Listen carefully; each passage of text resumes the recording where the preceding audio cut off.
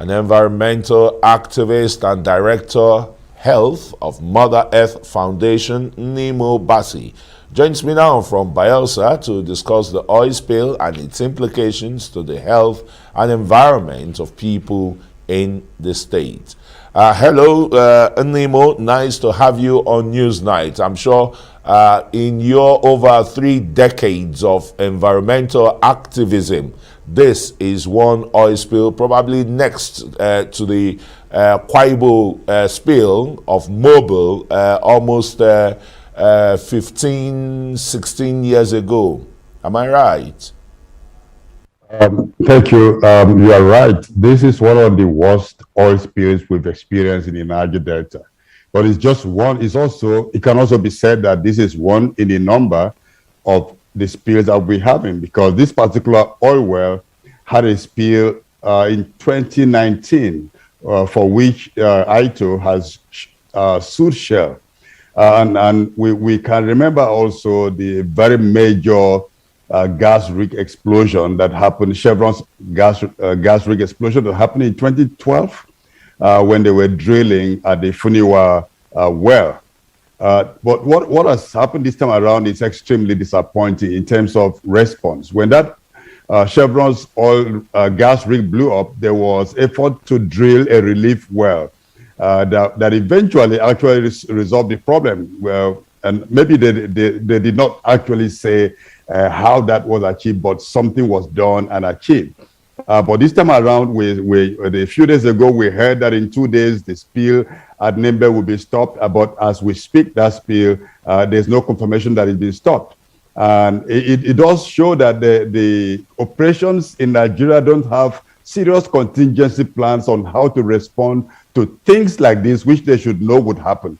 For an oil well that was drilled and capped many years ago, left in that kind of derelict situation, they should know. Anyone who buys this kind of facilities from transnational oil companies should know that they're buying serious liabilities. And so this is both shocking, disappointing, and a big embarrassment to the nation, and of course, very dangerous for the communities and for our ecosystems.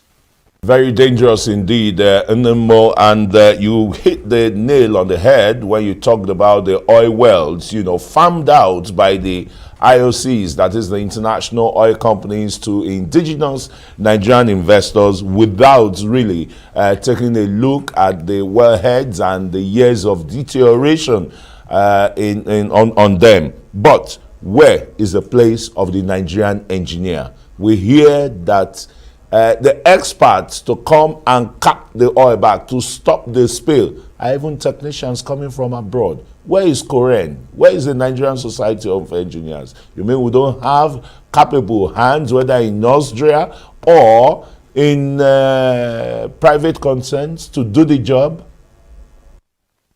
Well, the question is not, I wouldn't really want to talk about whether Korean has engineers to handle this or not, but let's just say that before any corporation, any company buys the oil fields or oil wells or pipelines from companies like Shell, Chevron, Mobil, or any other one, they should first check if that company has the capacity to handle a facility that is not really in top shape. And the Nigerian government has a responsibility to check to see before they agree, because corporations are divesting, in quotes, they're divesting from onshore wells and facilities where they would be held responsible and accountable by the communities, and they want to go to deep waters where things could happen and nobody sees. For example, there's been a well fire at Ororo 1 offshore Ondo State for more than a year now.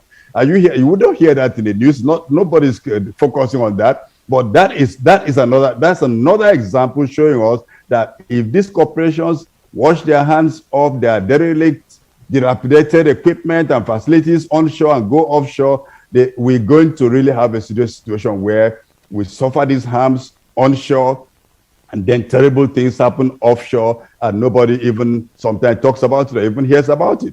It's a serious situation, because this is happening. This Nembe the Santa Barbara River well is right in a place that is very accessible, close to communities. And this is going on for more than 3 weeks before attempts are being made to kill the well and to recap it. When the Gulf of Mexico oil spill occurred in 2010, that oil well that failed, that rig that failed was about 80 kilometers offshore. But before, in a few days, when that accident happened, everyone was mobilized. They mobilized the equipment. Within a day, a few days, they began to drill a relief well so as to stop that one. It's not a thing like somebody's going to move there with a spanner and then just cap it or go there with the fire extinguisher and stop. This is something that needs very serious technical action.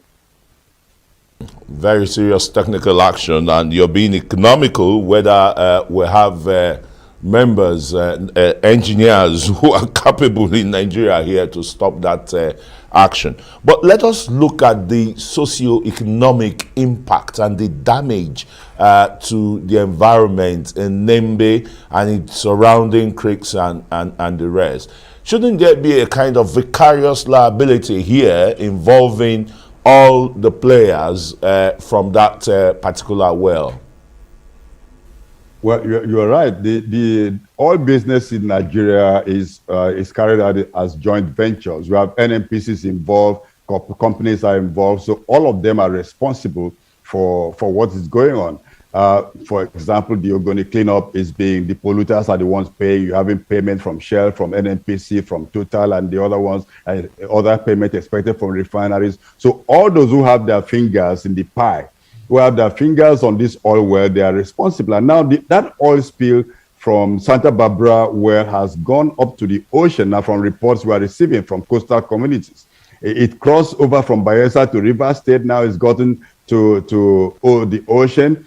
And this is very destructive because even if now we can see the pollution, the booms that are being put there are not capable of stopping the spread. So the spread is going over the boom because of the pressure and the quantity. They're talking about a few thousands of barrels, but we're talking about hundreds of thousands, hundreds of thousands of barrels of crude oil that is being spilled into the ecosystem. And this stuff contains very toxic and poisonous heavy metals that are now going to enter into the food chain and affect human beings, those who are going to eat the fish, the crops from this area, and the fish from downstream. And if you read the book, The Riddle of Oil, or The Oil Thief, talks about, although it's fiction, but it has facts, talks about this thing could go to a very far extent that you cannot even predict by just looking at the video or being in the community that is most affected by this spill. So we're having this situation where metals like cadmium, like arsenic, like lead, heavy metals that cause cancers, that cause kidney failures, that cause miscarriages and stillbirths, all kinds of destruction going on now. And it's not happening. It can be sending bags of rice to the community is good, but this doesn't address the long-term health impact on the communities. And somebody has been responsible for this, accountable for this, and held fully responsible for this. Absolutely. Nimo Basi, no better place to really drop the anchor there. And we just hope that government and all those whose responsibility would be to make the cleanup will expedite action very fast. Nimo Basi is an environmental activist and director of Health of Mother Earth Foundation.